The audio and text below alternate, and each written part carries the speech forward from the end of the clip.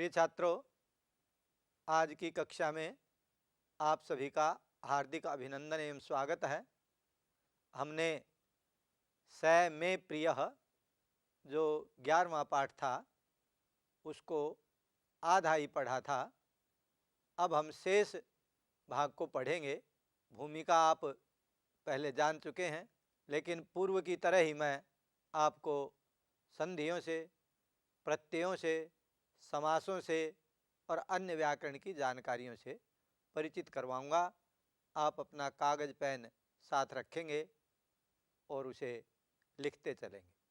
आइए हम किस प्रकार से गीता के श्लोकों का उच्चारण करते हैं, उससे पूर्व मंगलाचरण के तौर पर हम भगवान श्री कृष्ण के चरणों में एक श्लोक के माध्यम से प्रणाम करेंगे। श्री कृष्णाय वासुदेवाय हरये परमात्मने प्रणतः क्लेशनाशाय गोविंदाय नमो नमः। इसका शाब्दिक अर्थ है, प्रिय छात्रों, जो प्रभु श्री कृष्ण को प्रणाम करता है अर्थात उसके प्रति समर्पित हो जाता है, समर्पित होते ही उसके समस्त सांसारिक कष्ट नष्ट हो जाते हैं। ऐसा इस श्लोक में महर्षि वेदव्यास द्वारा कहा गया है। हम अपने पाठ के श्लोक को पढ़ेंगे। अभ्यासेप्य समर्थोसि मत कर्म परमो भवः मदर्थम अपि कुर्वाणि कुर्वन् सिद्धिमवाप्स्यसि। सब जगह भगवान सफलता के लिए सूत्र बता रहे हैं अर्जुन को। ऐसा नहीं कर सकता तो ऐसा कर ले, ऐसा नहीं कर सकता तो ऐसा कर ले, ऐसा नहीं कर सकता तो ऐसा कर ले। सरल से सरल, सरल से सरल विधि की ओर भगवान बढ़ते जा रहे हैं। अब कह रहे हैं अभ्यासेपि, अभ्यासे जमा अपि, और आगे है असमर्थ है जमा असि, असमर्थोसी। असमर्थोसी के अंदर यहाँ विसर्ग संधि का नियम है। और अभ्यासे जमा अपि, यहाँ यण संधि है। अभ्यास के करने में भी अगर तू असमर्थ है, पूर्व श्लोकों में हमें आपने बताया था अभ्यास मतलब भगवान का स्मरण चिंतन, भक्ति योग को यहाँ अभ्यास के नाम से जाना गया है। तो तू भक्ति योग को करने में भी अगर असमर्थ है तो मत कर्म परमो भव है। मत माने मेरे, कर्म माने कामों को करने के लिए, परा भव, परमो भव है, मेरे अधीन हो जा, मेरे आश्रित हो जा।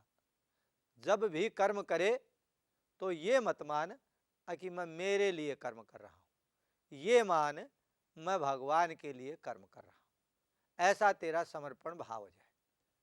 तू राम राम श्याम श्याम, श्री कृष्ण राधे श्याम कीर्तन आदि नहीं कर सकता, मेरा चिंतन नहीं कर सकता, तो जब जब भी जो जो काम करता है वो मैं भगवान के लिए कर रहा हूं, ऐसा मान ले। फिर क्या कह रहे हैं, बड़े सुंदर बात है। मदर्थम अपि कर्माणि, अगर तू मेरे लिए भी कर्म नहीं करेगा तो तेरे को सिद्धि प्राप्त नहीं होगी, और अगर तू मेरे लिए कर्म करेगा तो सिद्धिमवाप्स्यसि, सिद्धि प्राप्त हो जाएगी। सिद्धि माने जीवन में सफल हो जाएगा, इस संसार के दुख के सागर से तैर जाएगा, तेरी आत्मा का कल्याण हो जाएगा। प्रिय छात्रों, यहाँ एक शब्द है मत अर्थम अपि, मदर्थम अपि, और एक शब्द है कुर्वन् जमा सिद्धिम जमा अवाप्स्यसि। ये संधियों का बहुत प्रयोग हुआ है और मैंने आपको संधि छेद करके पढ़ दिया। इस प्रकार से आप अपनी परीक्षा उपयोगी अर्थ लिखोगे। भगवान ने कहा है अर्जुन, अगर तू भक्ति योग करने में भी असमर्थ है तो समस्त कर्मों को मेरे लिए करने वाला बन जा। अगर तू मेरे लिए कर्म करने वाला बन गया, इस प्रकार से तैने कर्म करेगा तो जरूर ही सफलता को प्राप्त हो जाएगा, तेरी आत्मा परमात्मा को प्राप्त कर लेगी। फिर प्रभु आगे अर्जुन को उपदेश देते हुए 12वें अध्याय में भक्ति योग का अगला श्लोक हम पढ़ते हैं।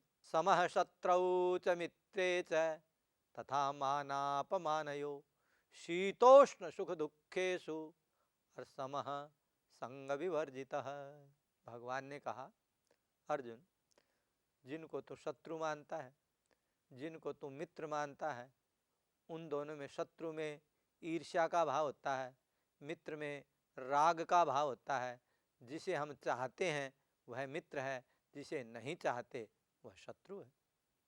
तो ये दोनों ही शब्द हैं, शत्रु मित्रे च। मित्रे सप्तमी का एक वचन है और शत्रु शब्द का शत्रु सप्तमी का एक वचन है। उन दोनों में समान भाव कर ले। उसके बाद मानापमानयो, किसी से चाहे तुझे सम्मान मिले, इज्जत मिले, चाहे तुझे अपमान मिले। और पहला शब्द जोड़ दिया सम है, उसमें भी समान हो जा। मानम च अपमानम च तयो हो समाह मानापमानयो, इस प्रकार से बन जाएगा। आइए आगे बढ़ते हैं। शीतोष्ण सुख दुखेषु। शीत का अर्थ है सर्दी ऋतु, उष्ण का अर्थ है गर्मी की ऋतु। या आप भोजन में लेंगे तो गर्म भोजन या ठंडा भोजन, या गर्मी की ऋतु या सर्दी की ऋतु। ये प्रभु ने इसमें द्वंद्व गिनाए हैं। गीता में प्रभु ने सभी द्वंद्वों से परे रहने के लिए अर्जुन को उपदेश दिया गया है कि जब तक तुम समस्त प्रकार के अपने और पराये के भेद को नहीं मेट पाएगा, तब तक मुझे प्राप्त नहीं हो पाएगा। तो गर्मी को भी समान समझ, सर्दी को भी समान समझ, सुख को भी समान और दुख को भी समान। समय शब्द का प्रयोग है, क्योंकि गीता में योग हर योग को क्या कहा, समत्वम योग मुच्यते। जो समता है उसी का नाम योग है।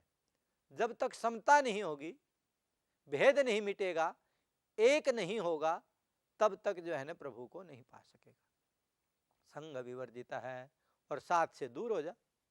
किसी भी पदार्थ का, किसी भी वस्तु का तैने संग नहीं करना, लगाव नहीं करना, संग से रहित हो जा। विवर्जिता माने रहित हो जाता।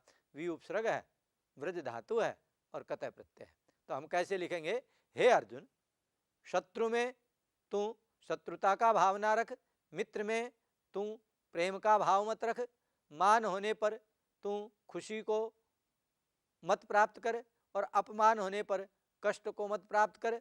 सर्दी गर्मी और सुख दुख इस प्रकार के द्वंद्वों में समान हो जा और समस्त पदार्थों के संग से रहित हो जा। ऊपर से पहले श्लोक से जुड़ जाएगा, कुर्वन् सिद्धिम अवाप्स्यसि। इस प्रकार से कर्म करते हुए तू मेरे को ही प्राप्त हो जाएगा। प्रिय छात्रों, प्रभु बड़ी सरलता से अर्जुन को बता रहे हैं, अथ जमा एतद जमा अपि असक्तः असि कर्तुम मद योग आश्रितः। अब प्रभु ने कहा, इसके बाद भी, इतनी सरलताएं बताने के बाद भी प्रभु कह रहे हैं, मद योगा आश्रितः, मेरा सहारा लिए हुए भी तू अगर कर्म करने में असमर्थ है तो तुझे क्या करना है। अगर तू मेरी भक्ति को नहीं कर सकता और मेरे आश्रित नहीं हो सकता, तो तुम्हारे लिए मेरे को पाने का सरलतम साधन क्या है, सर्व कर्म फल त्यागम। सब प्रकार के कर्मों के फल का तू त्याग कर दे। ततः कुरु, ततः माने उसके बाद, यतात्मवान, जो यत्न करने में अपनी आत्मा को लगा दे। आत्मवान आत्मा से युक्त और यतात्मान प्रयत्नशील। तो प्रभु ने जो बात कही उसको कैसे कहेंगे, अगर तुम भक्ति योग के मार्ग को अपनाने में और मेरे आश्रित, मेरे परायण होकर के भी कर्म नहीं कर सकता, तो तुझे जो कर्म किए जा रहे हैं तेरे द्वारा, उनके फल का त्याग करने का प्रयत्न करे, ऐसा तू हो जा। उससे तुझे क्या जाएगी, सिद्धि प्राप्त हो जाएगी। आगे आइए क्या कहते हैं प्रभु, किस प्रकार से फिर बार बार उसी बात को कह रहे हैं जिससे अर्जुन का और मानव मात्र का कल्याण हो। ये गीता केवल अर्जुन के लिए प्रभु ने नहीं कही, अपितु प्रत्येक मानव के लिए किस प्रकार से वह मनुष्य जीवन को सफल बनाए, किस प्रकार से संसार से भ्रष्टाचार, अनाचार, दुराचार, अत्याचार ये मिट सकें, ये भाव मनुष्य में जग सके, इसके लिए अर्जुन को माध्यम बना करके इस गीता का उपदेश दिया गया। अब क्या करें देखिए, प्रभु तुल्य निंदा स्तुतिर्मौनी संतुष्टो येन केनचित् अनिकेतः स्थिरमति भक्तिमान में प्रियो नरः। अब अर्जुन ने पूछा था कि प्रभु जो सगुण साकार को भजते हैं वो अच्छे हैं या निर्गुण को भजते हैं वो अच्छे हैं। इसके उत्तर में प्रभु कह रहे हैं कि जो सगुण साकार को भजते हैं वही मेरे को प्रिय है, लेकिन उनका भाव कैसा हो, उनका विचार कैसा हो। आप सभी जानते हैं प्रिय छात्रों, भाव से व्यक्ति का संसार में भाव है। भाव का तात्पर्य है विचार और भाव का अर्थ है मूल्य। यदि किसी व्यक्ति के भाव उच्च हैं, श्रेष्ठ हैं, अपने पराये से दूर के हैं, सबके हित के हैं, तो उस व्यक्ति की बहुत बड़ी कीमत है। यदि संसार में कोई आज याद किया जाता है और यदि किसी का इतिहास है तो जो त्यागी तपस्वी व्यक्ति रहे हैं और जो भारत के एक सूत्र को अपनाया, वसुधैव कुटुंबकम, ये धरती ही सारा परिवार है मेरा, ऐसी भावना से जिन्होंने जीवन जिया है वे आज भी जीवित हैं, कल भी जीवित रहेंगे। तुल्य निंदा स्तुति मौनी, हम बता रहे हैं कि प्रभु ने इस प्रकार कहा, अर्जुन कोई व्यक्ति तेरी निंदा करता है, कोई व्यक्ति तेरी स्तुति, निंदा का अर्थ चुगली, बुराई, तेरे को गलत बताता है, और कोई तेरी स्तुति, बड़ाई, प्रशंसा करता है, तो तुल्य है, उसमें बराबर रहना है। मौनी, उसका उत्तर भी नहीं देना है, क्योंकि विद्वानों ने कहा है कि मौनम सर्वार्थ साधनम। सभी कम पढ़े लिखे गांव के लोग भी कहते हैं एक चुप और 100 को हराए, तो प्रभु ने वही सूत्र दिया और प्रभु के सूत्र को ही हम बोलते हैं मौनी, चुप रहो। संतुष्ट है, मौन रहने के साथ साथ नाराज नहीं होना, संतुष्ट प्रसन्न भी रहना है, ये न केनचित, जिस किसी भी प्रकार से। निंदा करे चाहे कोई, तेरी स्तुति करे, तेरे को मौनी बनना है, तेरे को संतोष भी रखना है, ये न केनचित, जिस किसी के द्वारा चाहे तेरी निंदा की गई चाहे तेरी स्तुति की गई, तो तेरा भाव ऐसा हो। और क्या अनिकेत है, देखो निकेत नाम घर का है और अनिकेत है, और घर जब होता है तो व्यक्ति में संग्रह की भावना होती है, तो तेरे को घर से रहित भी होना है। जितने साधु महात्मा अपने घर आश्रम बनाते हैं वे यो मान लो संसार के कीचड़ में धस गए, तो इसीलिए प्रभु ने कहा अनिकेत है, तुझे कोई घर भी नहीं बनाना, मतलब संग्रह भी नहीं करना, घर बनाते ही संग्रह हो जाएगा। स्थिरमति, और तेरी जो बुद्धि है वो मेरे में टिक जाए। ऐसा जो मतिमान, भक्तिमान शब्द है, ऐसा जो भक्ति करने वाला है, इन व्यवहार को अपना करके जो भक्ति करता है, मैं प्रिय न रहा है, वही व्यक्ति मेरे को प्यारा है, और कोई धनवान बलवान कोई व्यक्ति मुझे प्रिय नहीं। तो कैसे लिखोगे?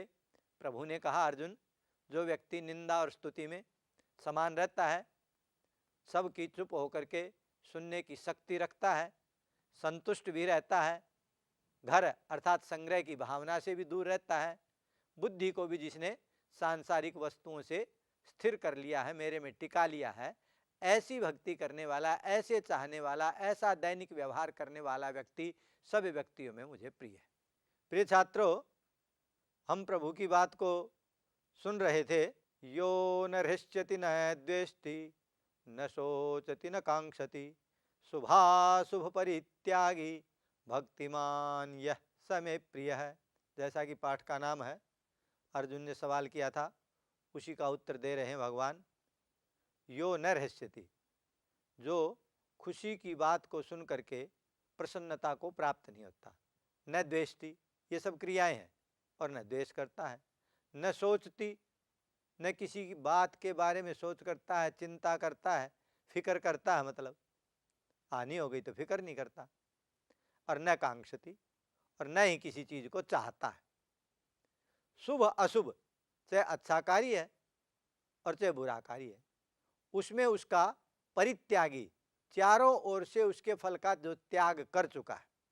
शुभ कर्म के फल का भी त्याग जिसने कर दिया और अशुभ कर्म के फल का त्याग भी जिसने कर दिया, ऐसा जो भक्ति युक्त व्यक्ति है, भक्तिमान का अर्थ जहां भी मान शब्द लगता है, बुद्धिमान बुद्धि वाला, धनवान धन वाला, लक्ष्मीमान लक्ष्मी वाला, भक्तिमान भक्ति वाला, ऐसी भक्ति करने वाला व्यक्ति सभी व्यक्तियों में मुझे प्रिय है, ये प्रभु ने कहा। प्रिय छात्रों, आज की कक्षा हम यहीं समाप्त करते हैं, और जो जो व्याकरण की बातें आपको बताई वे सब लिखेंगे। जितने श्लोक आपने पढ़े हैं उनका सीधा सा सरलार्थ सरल भाषा में, अपनी भाषा में, अपने भावों में लिखेंगे। पढ़े हुए को तभी समझा जाता है जब हम जा कर के घर पर अभ्यास करते हैं। अन्यथा तो उपदेश या ज्ञान, पढ़ी हुई बात चिकने घड़े पर पड़ी हुई पानी की बूंद की तरह हो जाती है, फिसल जाती हैं, चली जाती हैं। हम चाहेंगे कि आप अभ्यास करेंगे और अपनी परीक्षा की तैयारी में लगे रहेंगे। जो विद्या के धन को प्राप्त करता है वह व्यक्ति जीवन में सफल होता है। इन्हीं शुभकामनाओं के साथ में आज की कक्षा पूर्ण होती है, और अगली कक्षा में हम शेष श्लोकों के साथ अभ्यास को पूर्ण करेंगे। जय तु संस्कृतम, जय तु भारत।